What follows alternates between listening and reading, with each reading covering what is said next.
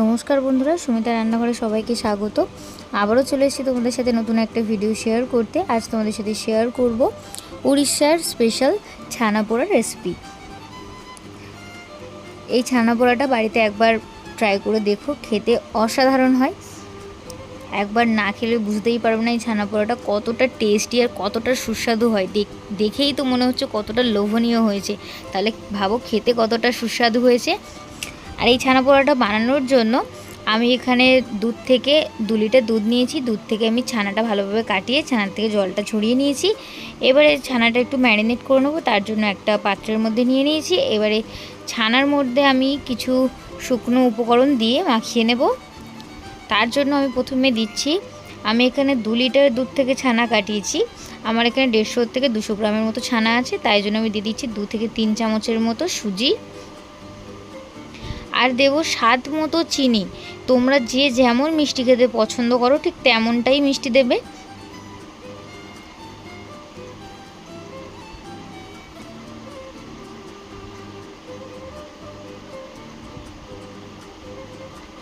আর দিচ্ছি অল্প একটু লবণ। এবার সব কিছু একটু ভালো করে একটু হাতের সাহায্যে মাখিয়ে নেব।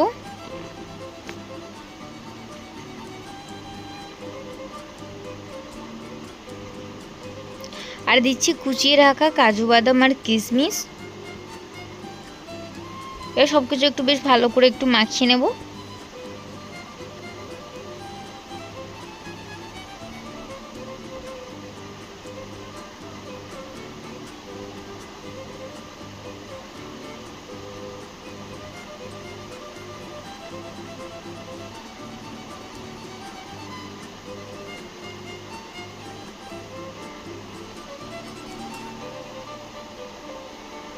দেখো আমি ভালো করে ছানাটা মাখিয়ে নিয়েছি। এবারে দিয়ে দিচ্ছি উপর থেকে হাফ চামচের মতো ঘি।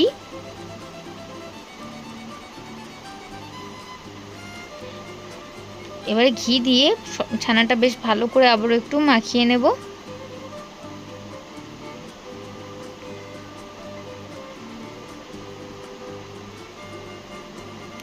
এবারে বেক করার জন্য ছানাটা বেক করার জন্য আমি একটা অ্যালুমিনিয়ামের পাত্র নিয়েছি। এবারে ঘি দিয়ে পাত্রটার গায়ে ভালো করে একটু মাখিয়ে দেবো চারিদিকে।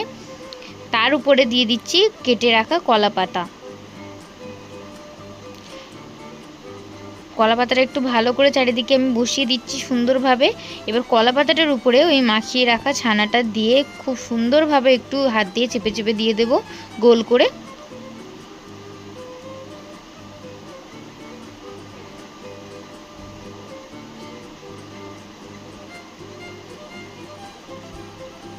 এবার এটা ছানাটা বেক করার জন্য আমি একটা কড়াই নিয়ে নিয়েছি। এবার কড়াইয়ের উপর দিয়ে দিচ্ছি লবণ।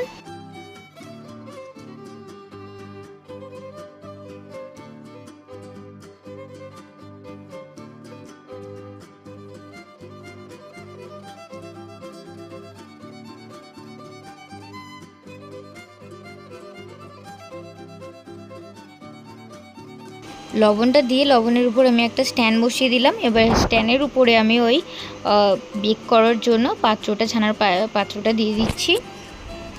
দিয়ে ঢাকা দিয়ে আমি আধা ঘন্টার মতো বেক করে নেব।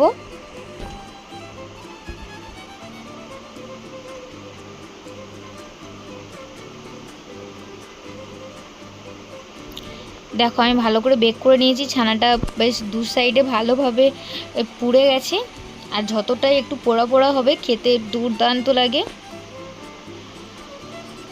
এই ছানা পোড়াটাই এতটা টেস্টি হয়, একবার বাড়িতে না বানালে বুঝতেই পারবে না।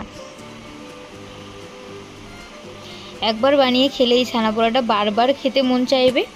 আর আমার এই ভিডিওটি যদি ভালো লাগে তাহলে like, comment, share and subscribe করতে ভুলো না। আবারও দেখা হবে নতুন কোনো ভিডিওর সাথে। ততক্ষণ সবাই সুস্থ থাকবেন, ভালো থাকবেন। ধন্যবাদ।